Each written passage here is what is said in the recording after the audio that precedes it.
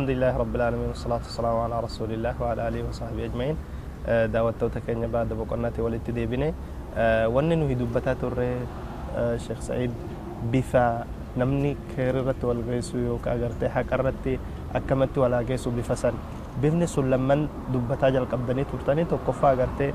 obbolaa dagataa yoo ta'e nama dagatee jiraatu tokko yoo ta'e nama san gorsuudha jetta tolemee akkamitti gorsan namni sun haalli inni itti gorsanii maali haalli itti gorsan nama keessatti ati dagataa jennee nama keessatti itti himnamoo bakkuma inni dagatetti itti iyyinee itti himnamoo akkamitti qobatti waamnee itti himnamoo akkamitti nama dagate sana haala kamiin gorsan kunillee nama barra koo guddaa jira kuni wal dhaba tole kun akka namaati wal dhaba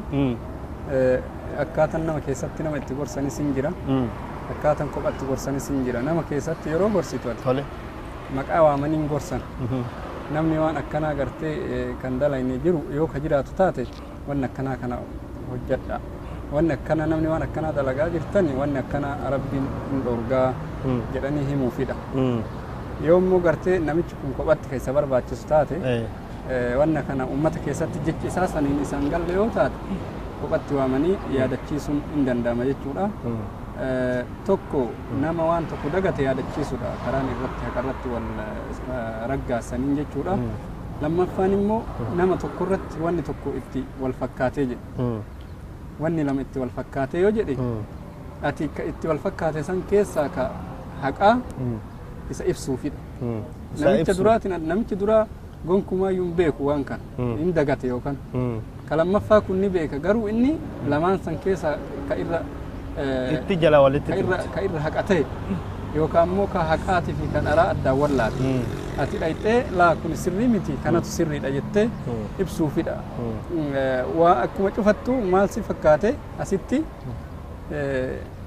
ibsuma gartee eda'uudha malee karaan nama ittiin wal qajeelchan kana ol hedduutu jira jechuudha kana hunda eessa argatta ati garii gartee manhaja yookaan immoo karaa itti nama da'awaa godhaniin qur'aana fi hadiisa keessa sunnaa rasuula alayhi salaatu wassalaam keessa argatta yookaan ati akka hamilee nama birootiin intuunetti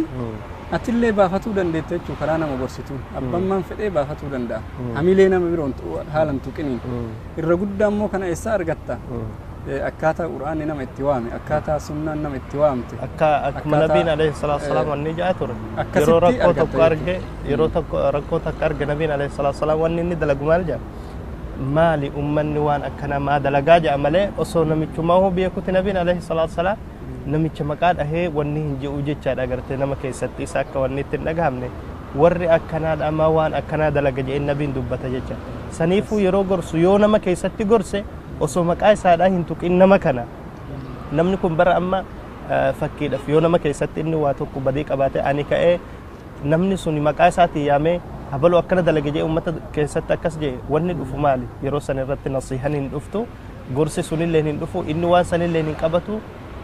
wanni dhabama jecha tasgabbii dhabama namni adda wal qoodee yeroo san irratti rakkoo guddaa dhufa jechaadha nuyi yeroo san irratti gorsinu nama sana gartee isa maqaa osoo hin dhahin waan inni dalagame dalagaa akkanarraa dhorgamuu qabna jennee fagashuudha jechaadha. Fagalchuudha tokkoffaa maali si fakkaate asirratti namni tokko nama tokko yoo gorsu waan inni gartee deemuuf maali namichi nama gorsu kuni kaayoon inni deemuuf kaayoo qabaatu qaba kaayoon isaa namni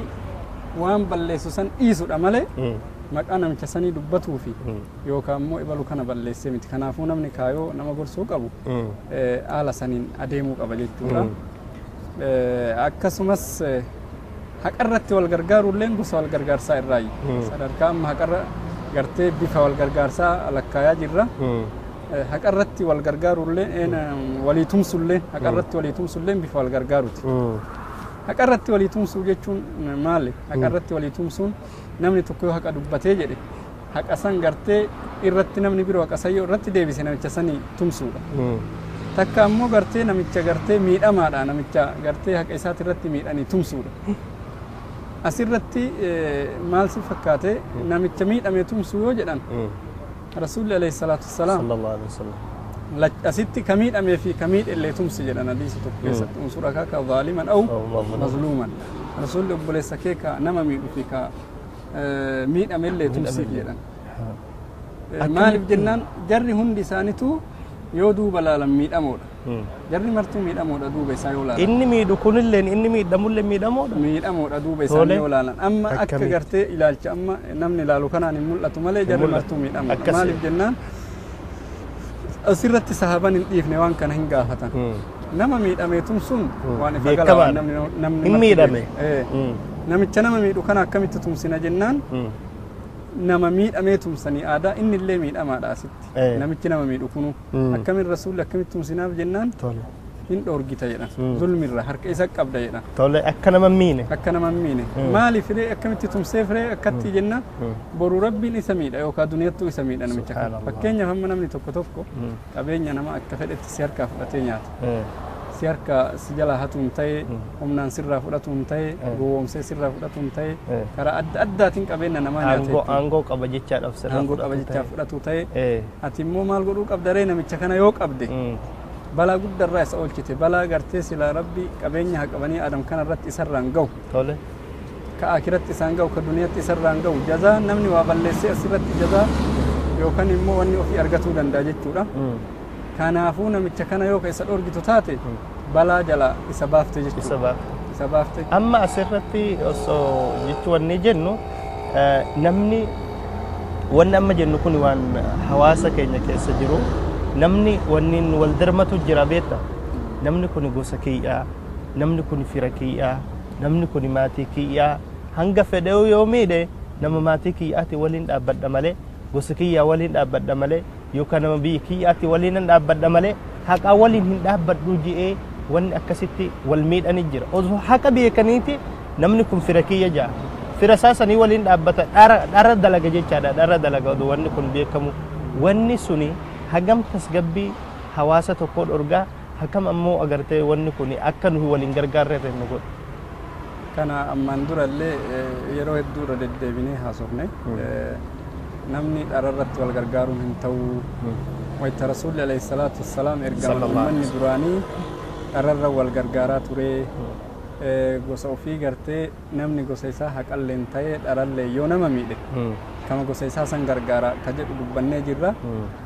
yoo of duratti carraa argannellee of durattillee waan dubbannu na fakkaate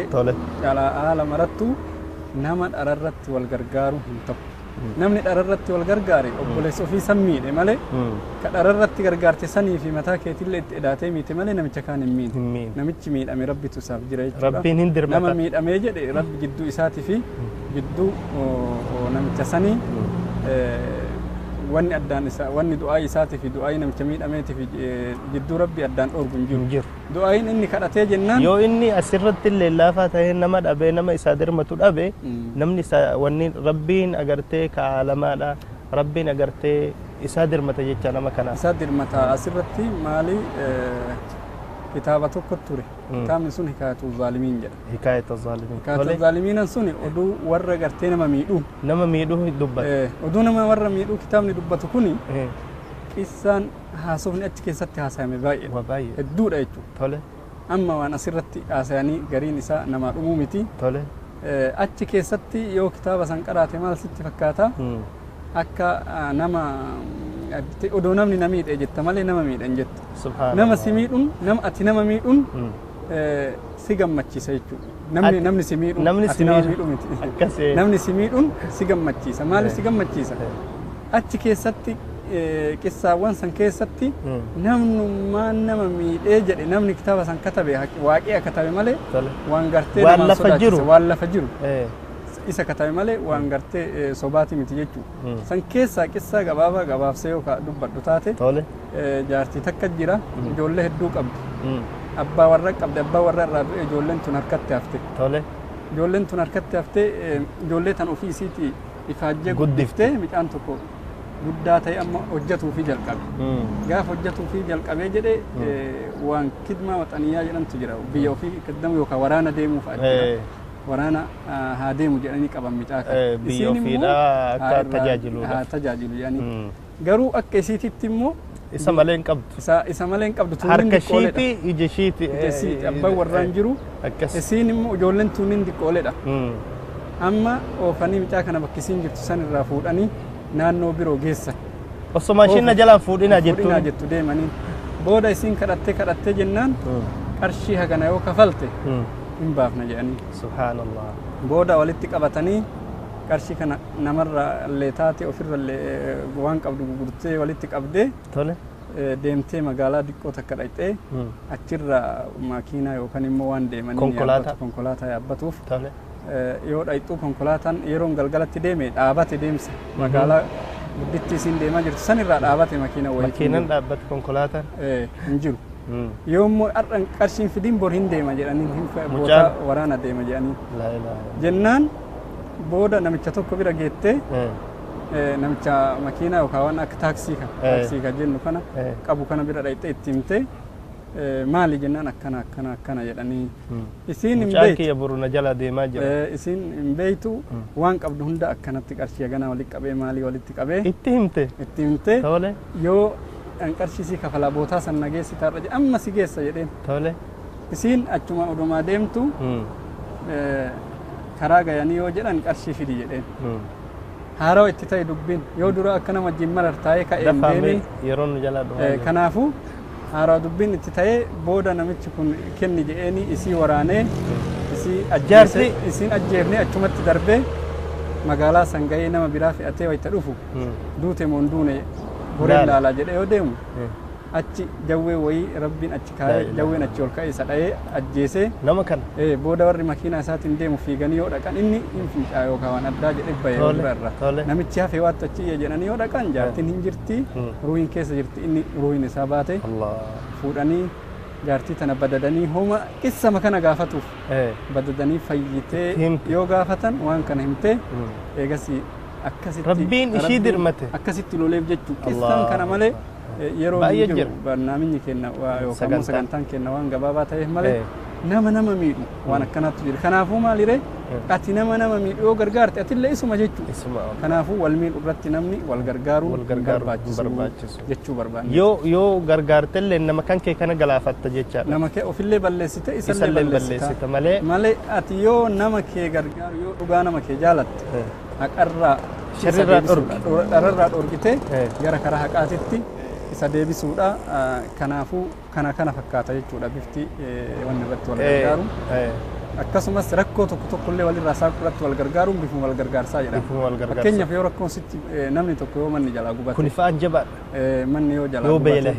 yoo beela'e yoo ammallee gartee waan barsiifatu dhabu ijoollee barsiifatu yoo dhabe waan gartee waan namni silaa rakkoo adda addaati irratti wal gargaaruun barbaachisaadha jechuudha kuni bifa wal gargaarsaa jedhama bifti wal gargaarsaa namni hunduu biyyi hunduu akka aadaa isaatti ni beeka waan dharan ta'in irratti wal gargaaruun baay'ee barbaachisaadha jechuudha daawwattoota keenya baada boqonnaatti walitti deebinaa fagoo hin deeminaadha hanga sanii nagaan nuu turaa isiniin jenna assalaamu alaykum wa rahmatullaahi wa barakaatuh